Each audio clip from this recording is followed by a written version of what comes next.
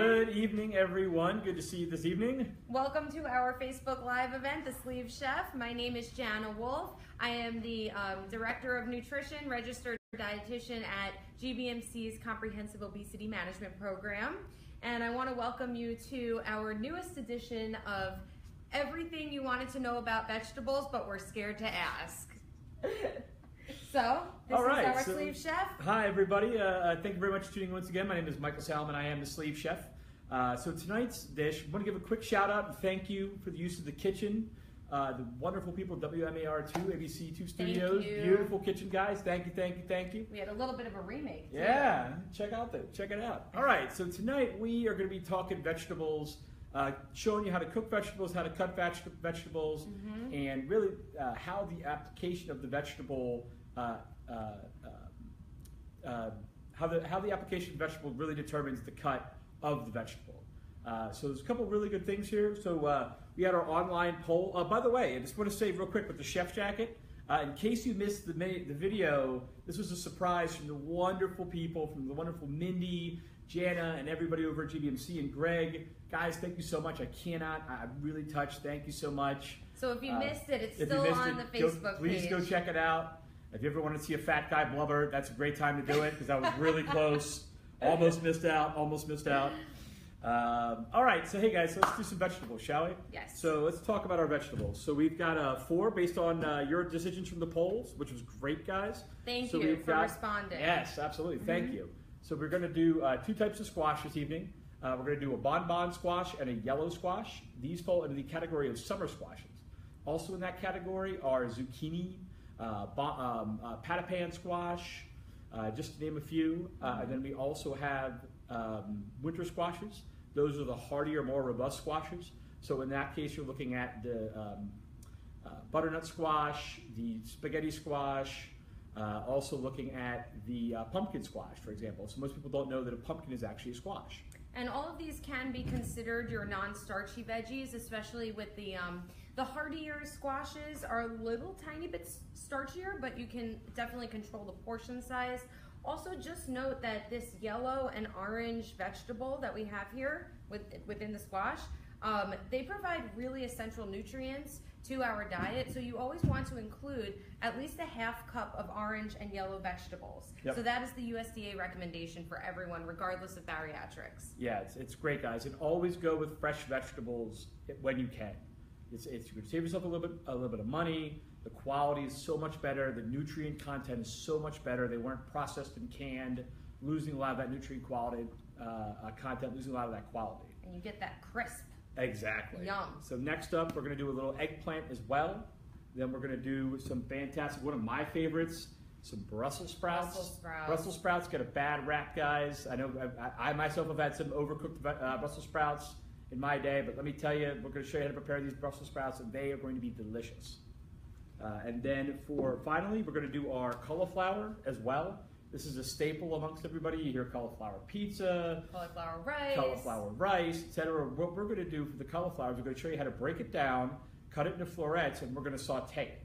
So we are not hiding the flavor, guys. Exactly. I oftentimes, too often, hear in the classes that I don't like vegetables. And I'll tell you what, it's not that you don't like vegetables. And I will make a $5 bet with you that if you cook the vegetables the way that we show you tonight, you're going to like them. Because how many times growing up have you gotten boiled vegetables, steamed vegetables, and they've been overcooked, they've been mushy. So don't let that, no flavor put to them. Exactly. No herbs, so nothing. don't let that fear of overcooked veggies,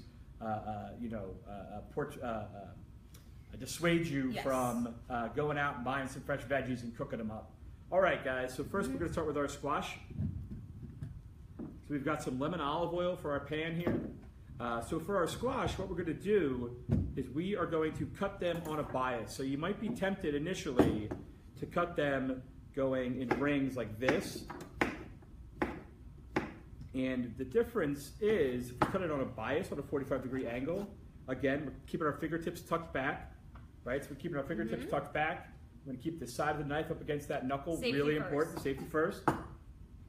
Okay, we have a couple of people that have joined us. Jane, Carol, Cindy. Hi, everybody. Thank you very much for tuning in. So you'll see here, guys, by cutting these squash on a bias, see the difference there? I've got more surface area to hit the pan. So my squash is going to cook quicker and it's going to look better from a presentation standpoint. Okay. And we got one from Cindy who says, I don't like Brussels sprouts. Uh-oh. Don't worry, Cindy. We got you. We're going to show you a way to cook them, and I think that'll change. Okay. And Deborah is very excited to learn. Fantastic. Good. Welcome, Deborah. So again, guys, we're going to go real slow here, nice and thin for your squash. And that squash is beautiful inside. It's a little green too. Yep, so this is a little bonbon squash, guys. This is a little bit sweeter. I found this, bonbon squash. Love that name. Yeah, it's delicious. All right, so again, see here we've got these nice, long, 45-degree angle bias cut. Put those in the air fryer for some crackers. Exactly. Nice and thin as well. I'm going to focus on uniformity here. By cutting them uniformly, the same size, same shape, they're going to cook the same at the same speed. So we've got a little bit of lemon olive oil in our pan here. Lemon olive oil, so there's lemon extract added to that. Exactly. Does not change the calorie content. Still 120 calories per 1 tablespoon. And that's across the board for all of your fats. Exactly. Jane asked, does spaghetti squash have starch? So remember, you might have missed it before. Jane, yes. Spaghetti squash does not have starch. And you're going to hear us often promote spaghetti squash as a nice alternative to pasta and spaghetti all around. Any of those winter squashes are typically not going to be too starchy. They might have a little bit of a higher carb content, but they're not going to be so starchy that you can't have them before and after surgery. That's a great point, Janice. Guys, spaghetti squash, we'll show that to you in another episode. It's really easy to prepare. It takes a little bit of challenge to cut it. Once you learn how to do it, you'll feel like a pro. Stick it in an oven, 350 degrees Fahrenheit, 355 degrees Fahrenheit for about 35-40 minutes, depending on the size of your squash. If you could put a fork right through the top of it, you'll know it's done. Flip it over, scoop it out, and you've got this really awesome, really fun product to work with. Yeah, I love to throw in a bunch of tomato sauce, a little bit of parm, and some turkey meatballs. Yeah, that's my recommendation. Perfect. Oh, and of course basil. Yes, can't forget about that fresh basil. So Kathy loves squash, but Brussels sprouts do not taste like baby cabbages. Uh-oh. So again, I really encourage you, the way that we're going to prepare them tonight, try it at home. See if you like it. They get caramelized, a little bit sweeter than normal. We're going to do a really nice charred Brussels sprout. It's going to be delicious. Super simple. So right here, guys, what we're doing with our squash, you can see I'm leaving it alone in the pan. I've got my pan on a medium heat. I'm sauteing the squash. So really all I'm doing is I'm just cooking with little to no color. That's what sauteing means. That's again why we cut it on a bias here as well. We cut it on a bias to be able to get more surface area exposed to the pan, which means it'll cook evenly and it'll cook more quickly as well. Right. And Now, it'll look better from the presentation side. yeah, I mean, it already looks beautiful. And Justin said, I'm going to miss Brussels sprouts cooked with bacon. Now, let's spin that around and say, can we cook it with either turkey bacon, because that's a lower fat product, or can you cut off some of the fat on the bacon, like if you get the thicker strips, and just cook with the meaty part of the bacon, just a couple of pieces. That'll give you enough of that flavor to make it smoky. Justin was the person who asked the question? Yeah. Justin, I got you, buddy. What you want to do for the Brussels sprouts and bacon is render some bacon. By render, I mean cook the bacon in a pan on low heat. Oh, get all the fat out. Get all the fat out of it. Nice. And then you've got that nice crisp bacon. Go out and buy some nitrate-free bacon, some good, healthy bacon. Spend a little bit more, but it's great for you. Render that fat out. Have that bacon for breakfast, and then cook your Brussels sprouts in that pork fat. It's delicious. Yes. Now keep in mind too, you're not incorporating all that extra fat in your diet. All you're doing is cooking in the fat the same way we're cooking in an extra virgin olive oil as our fat here. So that pork fat would be our fat in that pan. Yes. So you add a little bit more calories in, but it's very nominal. Yeah, and you definitely want to limit the amount of the saturated pork fat that you consume on a regular basis. Exactly. But if you're just cooking it every so often, that's perfectly fine. So see here, guys, this is exactly what we want. We've been in our pan for about 1.5 minutes, 2 minutes. We've got some color on our squash as well. See right here, that's what you want. We're gonna pull those guys out. And Justin did ask if you should cut out the fat strips after rendering, but can I take a shot at this question? Shoot. After you render it, a lot of that fat comes off. Exactly. So you'll actually see that it melts off of yep. the Exactly. piece of the meat, Yep. and you can just almost strain out the meat, get rid of the fat. So by rendering the fat, that's what causes the bacon to crisp up. So you're basically removing the moisture and the fat from it. So as that bacon crisps up, all that fat's going to be left in your pan. But you want to make sure that when you're doing it, you go over a low to medium heat and really monitor your bacon, otherwise you'll burn it. Very good. So here's what we're looking for, guys. See here, just little to no color on that. That's what we're looking for. It's really simple, really healthy. Yum. All right, so next up. I want to thank Carla, Robin, Brian, and Misty for joining. And also Dr. Bello. Hey, Dr. Bello, good to see you. How are you? Joe's here as well. Good to see everybody. Good. All right, guys, so next up we're going to do our friendly eggplant. So this is another great opportunity to talk about how the cut we use is applicable to the application that we're going to do. So if you're going to grill your eggplant, for example, what you'll want to do is you'll want to cut off the stem here, right? And then rather than go this way down the eggplant, you want to go long ways on the eggplant. So again, nice, long, thin slices here. So this is what we want. If we're going to grill our eggplant, I definitely recommend going this way. And again, this is extra virgin olive oil, salt and pepper on both sides, nice hot grill. Pop it right down, and again, you have more surface area rather than the rings. Exactly, yeah. Exactly. So in our case, what we're going to do, because we're sauteing our eggplant, is we are actually going to cut these guys in rings. But first, what we'll do is we'll cut it in half, long ways here. We do have some fun comments. Alicia, you can use liquid smoke and or smoked paprika plus miso to mimic the umami of bacon. It isn't the same, but it's similar. So that umami is one of that. I mean, that's impressive. Alicia, busting it out, man. Yeah, that's actually one of our taste senses. Like just like salty, sweet, sour, salt, bitter, and umami. Okay, so umami is something I think that the I want to say Japanese use to describe this deep, rich, salty, savory flavor. So that's what you get from bacon, right? Exactly. And that's a really good alternative. That's a fantastic suggestion. We love that, Alicia. Thank you, Alicia. Yeah, that's great. All right, guys. So next up for our eggplant, what we're going to do here, again, we're sauteing it, but what we did is we basically cut a little half moon shape as well. So just one more different application here. Careful when you put it into a pan. I am a professional. I am not. That's what they keep telling me. This you can even throw over the spaghetti squash with the with the tomato sauce and the meatballs and throw that over. That's a great point, Jana. And then also, guys, hey, if you're going to do like an eggplant parmesan, for example, this is another way to do it. I would cut it thinner than this. This is a little thick for eggplant parmesan, but you could still cut it that long way and just lay it out like you would for eggplant parmesan. Yeah, I've always found that with cutting eggplant, especially the sharper your knife, the easier. Yep. Always. So always keep your knife sharpened if you can. You are more likely to cut yourself with a dull knife than you are with a sharp knife, guys. Very, very important. Great point, Jane. Yeah, and these are the tips that you need to know if you're going to start cooking your veggies. Yep. Like a professional. There you go. Okay, we have some comments. Okay, Millie's in the house. Hi, Millie. Hi, Millie. And Brian, you love eggplant? We love you. We love eggplant, too. So again, guys, I'm just going around with some salt and pepper. Keep in mind, too, when you're doing this, you want to get high up in the pan. You don't want to be down here. You want to get higher up and cover more surface with less motion. So keep in mind, the eggplant's going to soak up a fair amount of that fat in your pan, so you're going to have a little bit more fat in your pan.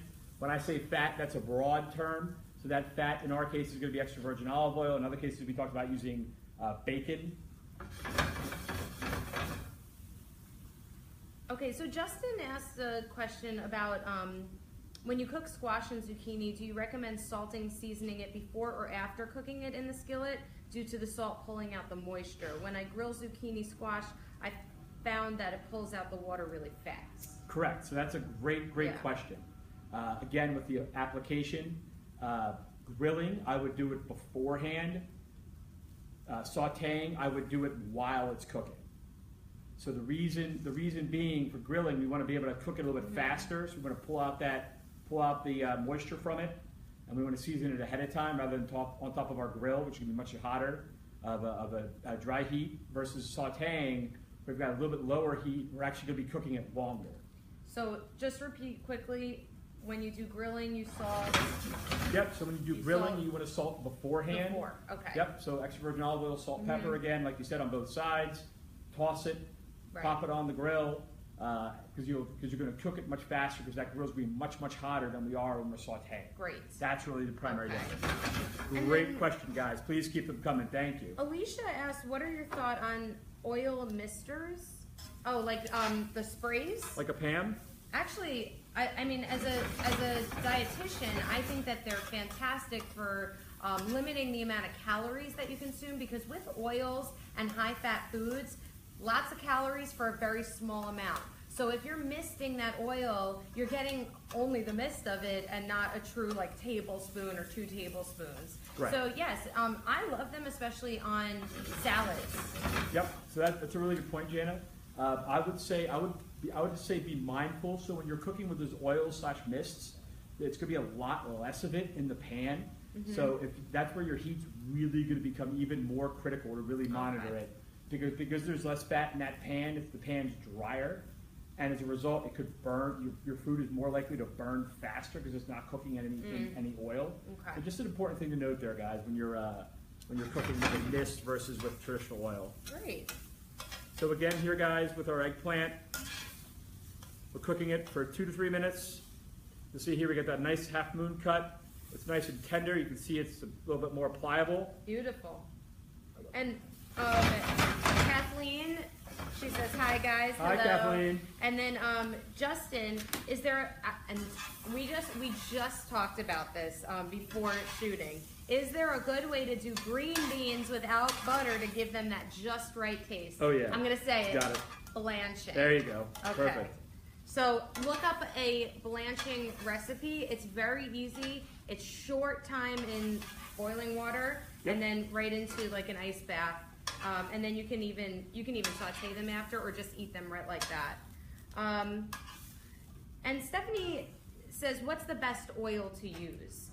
There's different properties in oils. Yep. Can we say that? Like olive oil, it has those heart-healthy properties, but it has a lower heat point. So it might burn faster if it's really high heat. Correct. You know, I would say that any oil is fine, especially like your vegetable oils, which are non-saturated fats. A lot of people like coconut oils, but they are really high in saturated fats, so you want to watch. I think with all oils across the board, you use the one that you like the best, that tastes the best, but also you use it in a reasonable amount. So exactly. A serving size of oil is always 1 tablespoon, whether it's olive oil or lard, it doesn't matter. Yep. Okay. That's a really good point, Jana. Yeah. All right, guys. So next up, we're moving on. So hey, just real quick for our eggplant. Great questions, everybody. Thank you so much for our eggplant. Again, we just sauteed it. We got a little bit of color on there. The eggplant is more pliable, so we can wiggle it around and it'll move. Really important stuff. All right, so next up we're moving on to our Brussels sprouts. So for our Brussels sprouts, what we're going to do is we're going to cut off the end, so cut off the stem, then we're going to cut right down the middle very carefully. All right, set those off to the side. Don't worry about these extra leaves that fall off. Do you cook the extra leaves? I do. Yeah, Yep. me too. I'll I fry like them. Yep, I'll fry them up. And that's, so real careful, again, nice and slow, nice and steady. And while you're doing that, I just want to emphasize the importance of vegetables, and I know everyone knows that veggies are important, but too often I hear a lot of patients coming out of surgery and focusing so much on protein. Not that I don't want you to focus on protein, because it's really hard to meet your protein goals, especially within that first month or two.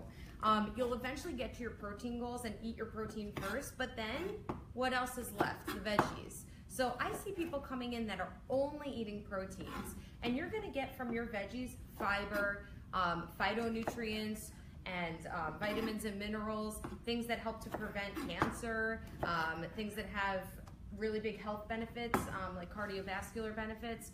So you really do want to incorporate all, like, you know how people say eat the rainbow? You want to incorporate all of the different colors, which we're actually doing today. There you go. That's the goal, man. Yeah. We are all about eating the rainbow. Jana for the win. Oh, Alicia, she roasts and grills her Brussels sprouts. Love it. Love it. Love roasted Brussels sprouts. Oh, the best. Brussels sprouts. Minnie's back there like, Brussels. It's not just Brussels sprouts, it's Brussels sprouts. All right. With a capital B. Exactly. Okay. All right, guys. So next up, we've got our Brussels sprouts. So what we're going to do is we've got them cut ahead of time here. We are going to add our fat to the pan. And then we are going to char these bad boys. All right. So we are going to get a nice high heat on a cast iron pan here, guys. And we are going to pop these in. So you're popping them flat side down. Flat, yep, cut side down here, guys. Okay. Brussels sprouts in, cut side down. What if you're nervous about getting sprayed with the oil? I'm going to go real slow, real careful. Okay. If you're nervous, guys, you can always put them on a plate like this. And then you can just slide them in and move them around. Oh, I like that. Okay, Nikki, roasted Brussels sprouts are one of my family's favorite. I love that. And hello, Stephanie, Jennifer, and Bobby. Hi, everybody. Thank you for joining us. And Kathy does her Brussels with garlic and herbs. Awesome. Love it. Definitely want to incorporate fresh garlic, fresh herbs, guys. I love them. They're delicious. All right, so these are going to take a little bit longer. Again, another important note here, guys, we don't want to overcrowd our pan. So meaning we don't want to put too much in our pan or it's not going to cook properly. Right.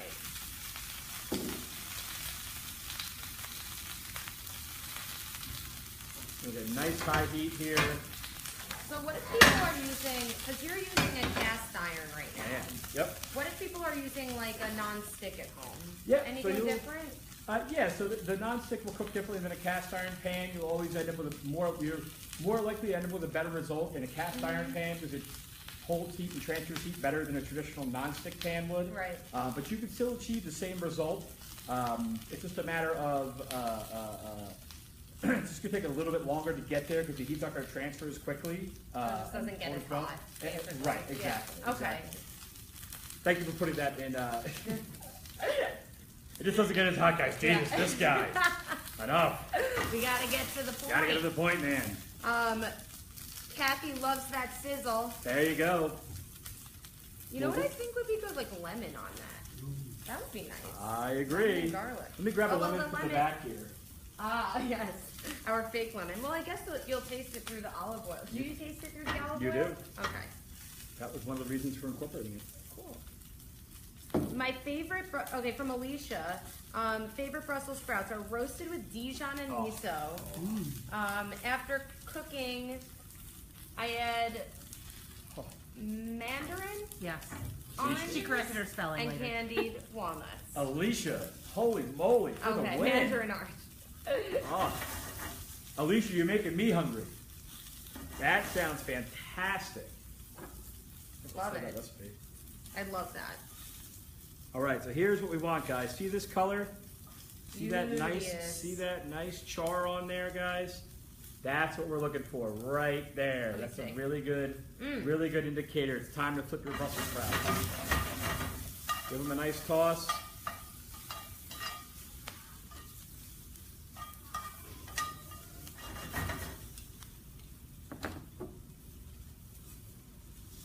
Okay, and then Jennifer, the kind of oil that we are using is an olive oil with lemon.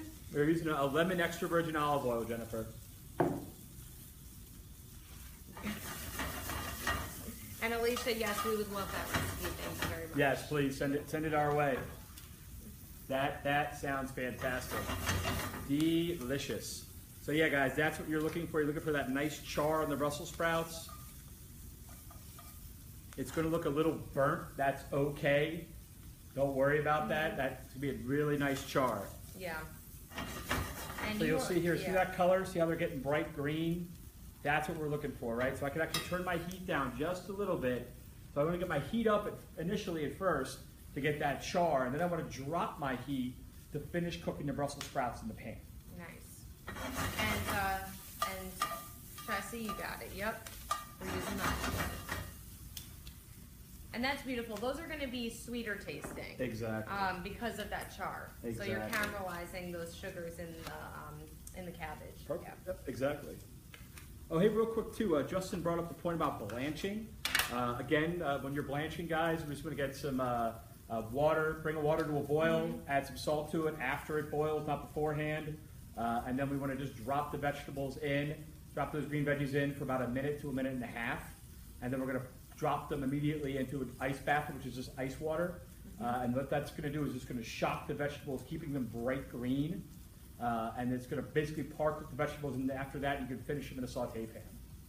One of the healthiest ways that you can cook your veggies. Fantastic. And it preserves a lot of that natural yumminess of the veggies. Exactly. All right, so our Brussels sprouts are done. See this color, guys? This is the moment when I squirt a little bit of lemon on here. That fresh acidity is just going to cut right through the hardiness of the Brussels sprouts. Looks great. Oh, yeah. And you can make these in the beginning of the week, too. Exactly, yep. You can make a bunch of them. Yep, these will easily hold for 2 days, if not 3, guys. Nice. All right, there's one more edition of our rainbow. All right, and Summer Sheffield, our nurse practitioner, just joined us. Hi, Summer. Hello, Summer. Hi, Summer. I just spent all day sitting next to Summer. Oh, very nice. Yeah. Very nice. All right, guys. So last but not least, the coup de grace would be our cauliflower. So let's talk about breaking this bad boy down. This is going to be a little bit longer. This is always the most intimidating part of purchasing your bigger veggies and getting them to a point where you can throw them in the pan. Exactly. So first things first, guys, you just want to start stripping away some of these excess leaves on the outside. You can do that with your hand. Again, you'll just see me kind of breaking these away by hand. It's good. It's some good cardio. Exactly. Go. Strip those away. All right, so next up, we just want to cut away our large stem here. Boop, just like that. And now, we want to cut right in half like so. So that's what you'll see with your cauliflower right here. See that cut right in half?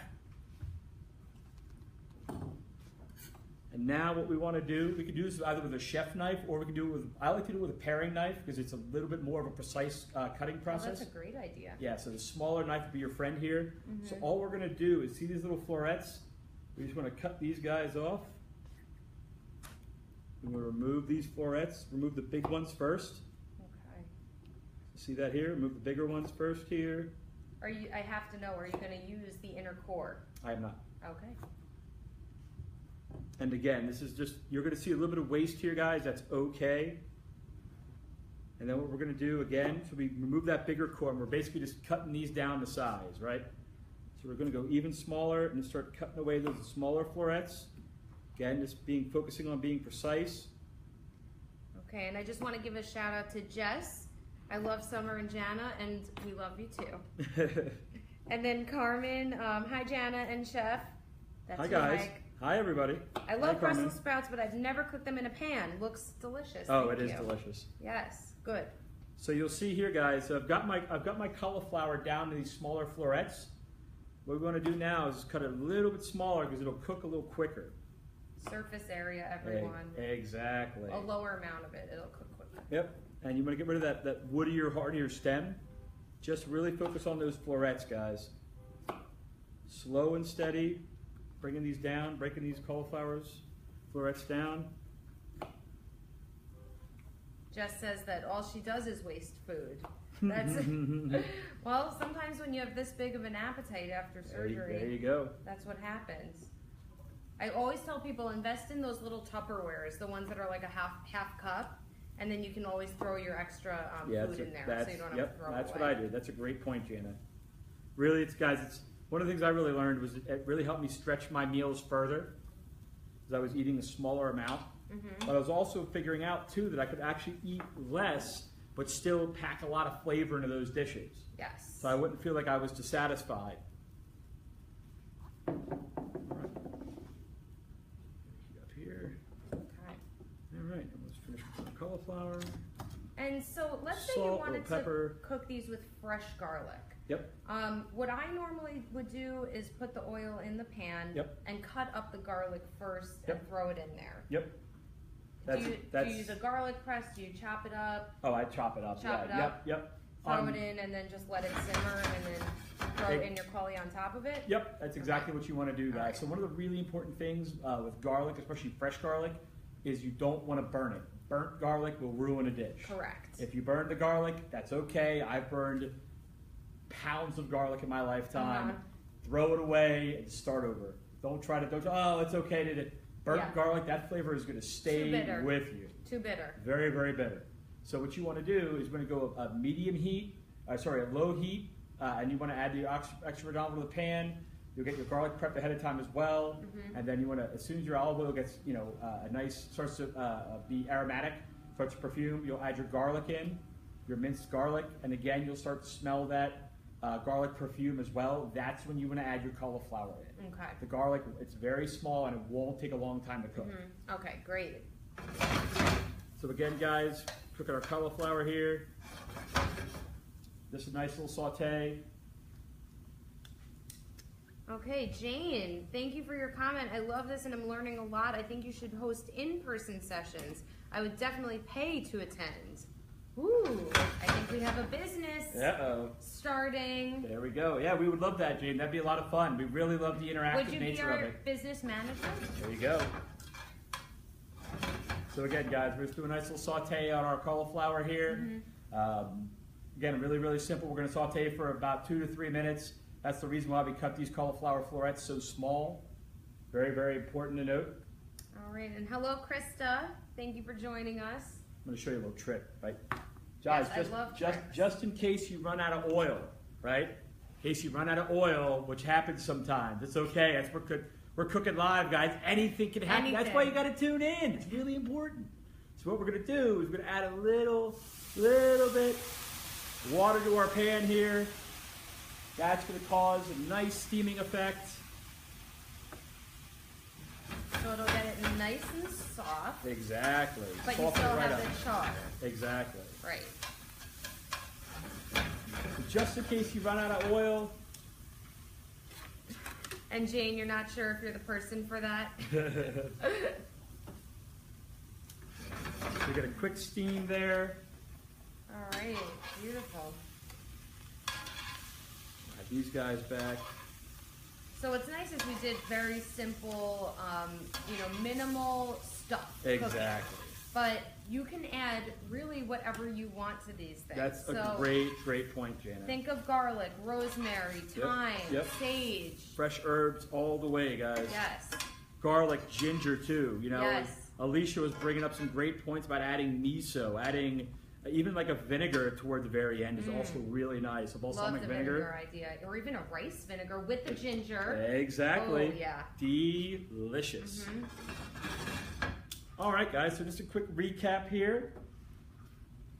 So we did our sautéed vegetables here. We did our, no need to fear the vegetables. Don't fear the vegetables. I'll use them. Left my cowbell at home for the win. All right. So what we did is we did our bonbon squash and our yellow squash. We cut those on a bias to get that surface area, to get more contact surface area with the pan. We sauteed those, got some nice color on them here. Add a little bit of salt and pepper. And then next up, we did our eggplant. Again, sauteed those, little half moon action here. They're nice and pliable still, as you can see. That's what you're looking for, really, really simple. Then we did our charred Brussels sprouts. So we charred them. So when we char them, we're going to cook over a higher heat. So it's more of a pan sear, more of a pan fry. A little bit more fat in your pan. You really want to char these guys up, get that nice color. This is what you're looking for right here. That's okay. It's going to look a little burnt, but that's okay. Trust me, it's a charred Brussels sprout. Not burnt, charred, very important. So that way, so we've got that nice color. You see it maintains that beautiful green color here too. Again, we talked about rendering some pork fat and rendering some bacon and cooking in that pork fat. Again, doing that in small quantities. Don't do it all the time. It's going to be a really nice addition and really sort of break it up from the traditional oils. Yep. And then finally, we broke down our cauliflower florets. We purposely broke them down into smaller portions so they'll cook quicker. We didn't bring enough oil with us. I didn't bring enough oil with us, with me. So I added a little bit of water to the pan at the end to help steam that cauliflower, give a real quick flash cook.